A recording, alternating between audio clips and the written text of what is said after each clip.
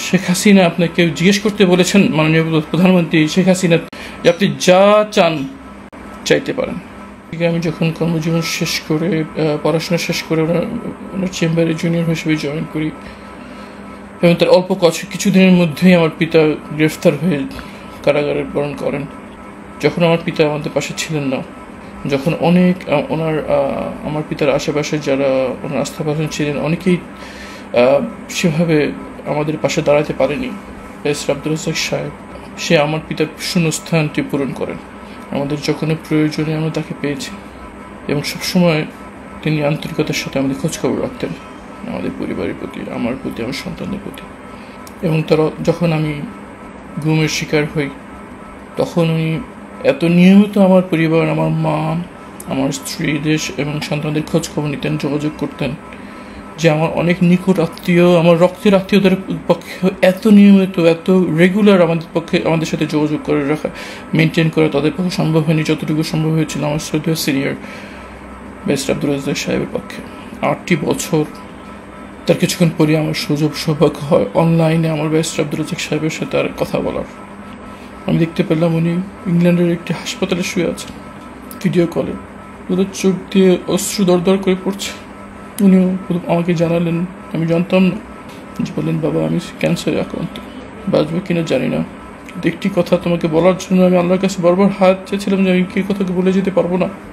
আমি নিজেও কাঁদছিলাম শিশুর মতো, কারণ ব্যারিস্টার আব্দুর রাজ্জাক সাহেব শুধু আমার সিনিয়র নয়, উনি আমার পিতার মতো।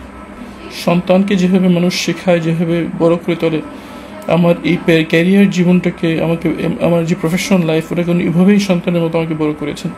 এবং আমাদের প্রচণ্ড অসহায় সময়, যখন আমরা অনেকেই কাছে পাইনি, ব্যারিস্টার আব্দুর রাজ্জাক বট গাছের মতো আমাদের পাশে ছিল। ওনার সীমিত ক্যাপাসিটির মধ্যে সবসময় আমাদের সাথে যোগাযোগ রাখতেন। উনি অঝরে কাঁদছিলেন, আমিও শিশুর মতো কাঁদছিলাম। তখন উনি আমাকে একটি কথা বললেন, যেটি আমার কাছে মনে হয় যে সারা বিশ্বের জানা উচিত।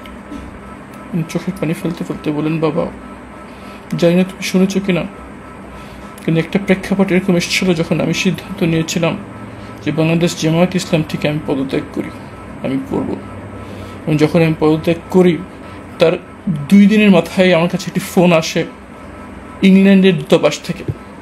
ইংল্যান্ডে বাংলাদেশের যে দূতাবাস, সেখান থেকে আমার কাছে ফোন আসে এবং বলা হয় যে বাংলাদেশের থেকে একটি উচ্চপদস্থ এক কর্মকর্তা আপনার কাছে দেখা করতে আসতে চাচ্ছেন, এবং তাকে স্বয়ং তৎকালীন প্রধানমন্ত্রী শেখ হাসিনা পাঠিয়েছেন আপনার সাথে কথা বলার জন্য।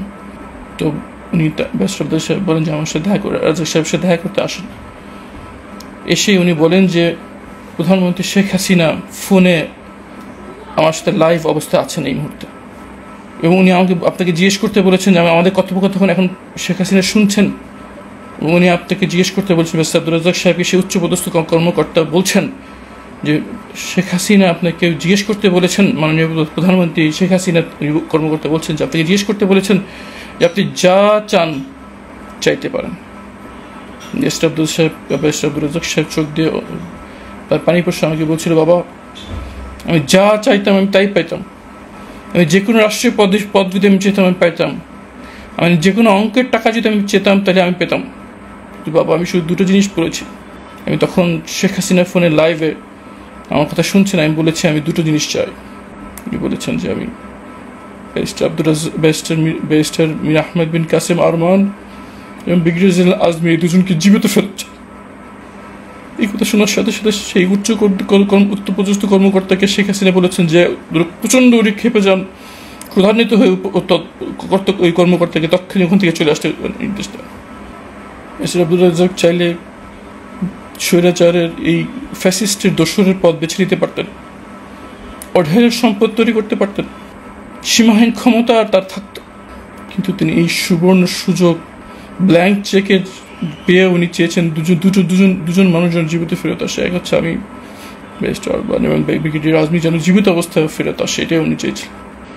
আমরা প্রচণ্ড অসহায় অবস্থায় আল্লাহ আমাদের এই পরীক্ষা নিয়ে গিয়েছিলেন, আমাকে, আমার পরিবারকে। তখন আমরা দেখেছি যে অনেকের পক্ষেই এই অসহায়ের পক্ষে দাঁড়ানোর ক্ষমতা আল্লাহ তাদেরকে দেয়নি। কিন্তু ব্যারিস্টার আব্দুর রাজ্জাক, আমি একজন মজলুম হিসেবে সাক্ষী দিচ্ছি, উনি আমার সাধ্যমতো আমাদের সামনে ছিলেন, তাই না, ইনি এই গোল্ডেন অপরচুনিটি ব্যবহার করেছেন 2টি অসহায় পরিবার, 2টি অসহায় মানুষের জন্য। ব্যারিস্টার আব্দুর রাজ্জাক শুধু একজন ভালো এবং বাংলাদেশের অন্যতম শ্রেষ্ঠ একজন আইনজীবী ছিলেন না, একজন উচ্চ মানের একজন মুসলিম ছিলেন, আল্লাহর দাঈ ইলাল্লাহ ছিলেন এবং নিজের একজন ভালো মানুষ ছিলেন। আল্লাহ ওনাকে জান্নাতে সর্বোচ্চ স্থান দান করুন। উনি দুজন সুযোগ্য সন্তান এবং দুজন ছেলে এবং দুই ছেলে মেয়েকে রেখেছেন। আপনি সবাই দেখেছেন, দুজন ছেলে শুধু আধুনিক শিক্ষায় শিক্ষিত নন, তার এই পরিমাণ দিনই শিক্ষা তাদেরকে দিয়েছে যে তার পিতার জানাজা তারা পরিচালনা করেছেন ওনার জুনিয়র হিসেবে, ইসলামী আন্দোলনের একজন কর্মী হিসেবে সাক্ষ্য দিচ্ছে। ওনার জীবন অনুকরণীয় আমাদের জন্য, মানুষ হিসেবে তার জীবন অনুকরণীয়, আইনজীবী হিসেবে তার জীবন আমাদের অনুকরণীয়, এবং দেশপ্রেমিক বাংলাদেশী হিসেবে তার জীবন আমাদের জন্য অনুকরণীয়। আব্দুল রাজ্জাক সাহেবকে আল্লাহ জান্নাতের সর্বোচ্চ মর্যাদা দান করুন এবং আমরা যাতে তার সান্নিধ্য পাওয়ার সৌভাগ্য অর্জন করেছিলাম, আল্লাহ যেন তাকে যে যোগ্যতা এবং নিষ্ঠা সততা দিয়েছিলেন আমরা যদি ধারণ করে জীবনযাপন করতে পারি, তৌফিক আমাদের দান করুন। ওয়া আখির দাওয়ানা আলহামদুলিল্লাহি রাব্বিল আলামিন। আসসালামু আলাইকুম ওয়া রাহমাতুল্লাহি ওয়া বারাকাতুহু।